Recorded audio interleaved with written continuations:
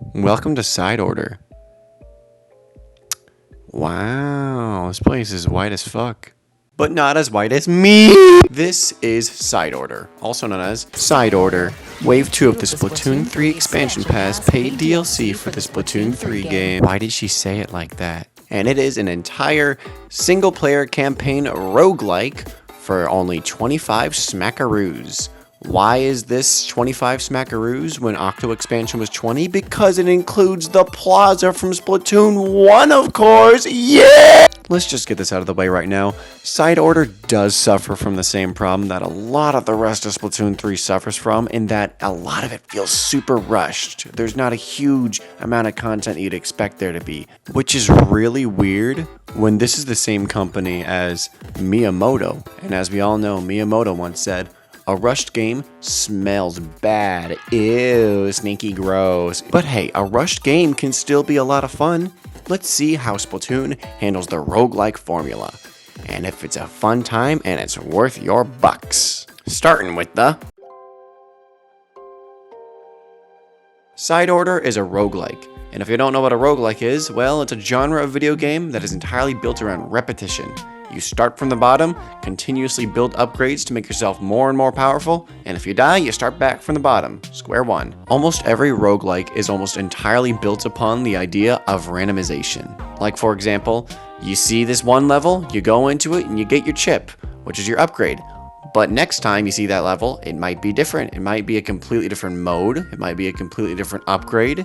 It's entirely random. There are 30 floors to Side Order for a complete run. And, in my opinion, that is the perfect amount. You have just enough time in 30 floors to make yourself as strong as possible, but not impossible to defeat. You could still fuck up on a hard level or two. On the topic of difficulty, once you figure how this game kind of functions, you really do just breeze through it. And that's just kind of because everyone who plays Splatoon 3 nowadays is probably tied to the game forever by their souls and chains. I mean, look at me, you know? I'm not sure how they could have worked around that because this game's trying to be accessible to newcomers and, you know, longtime players.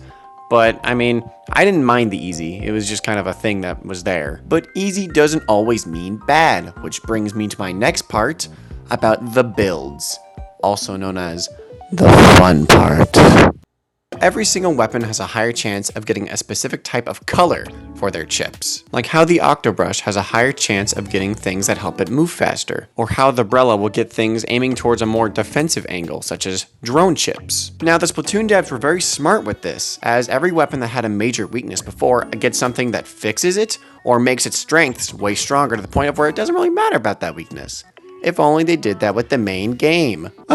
Remember earlier how I was complaining about the game being too easy? Well, it's not easy to the point of where you're just breaking through enemies mindlessly, you're putting no thought into it. There's still a challenge if you're not paying attention. It's not Sonic Forces. The entire appeal of this game is the creativity, and every single time you do a route, it's different.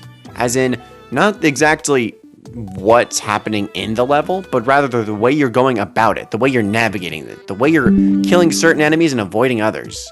It's addicting. And the builds really lean into this creativity of making it to where every single time you go through a level, you're acting different, not the enemies. You could fully spec into your Pearl drone, just going crazy and charging everything all the time. There's just explosions everywhere. At some point, I just didn't know what was happening. You can make it to where your sniper shoots as fast and far as possible, to the point of where it's just like, oh, the thing's over? That lasted 7 seconds! And the bosses play into this factor. Every single time I do one of the bosses, I'm like, oh, that's a shortcut I could have taken before, or that's something I could have done to deal more damage. I didn't know it had that weakness.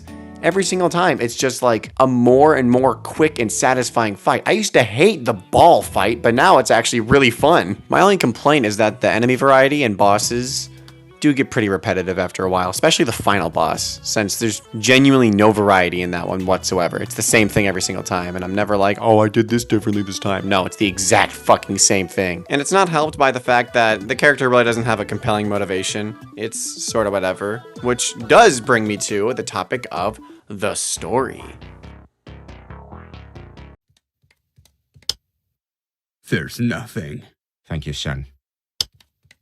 There really is nothing. I'm gonna be honest, I was excited for this story, but they ended up just kind of dropping the ball. Most of the story is told through tiny little text boxes in the elevator when you're talking to Pearl, Marina, and Oct. And the rest of it is through Instagram stories. And even then, the Instagram stories are just backstory to why everything's the way it is. How are we here?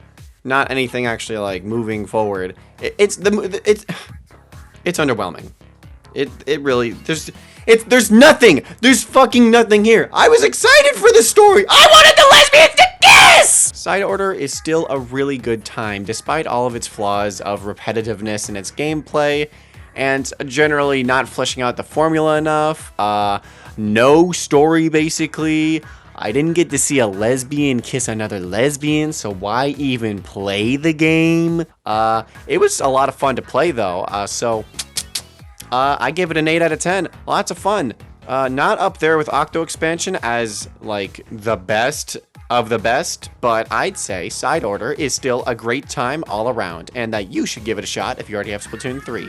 It is not worth it to get Splatoon 3 for Side Order like it is with Octo Expansion. Octo Expansion's worth it. Play Octo Expansion. You should play Octo Expansion now!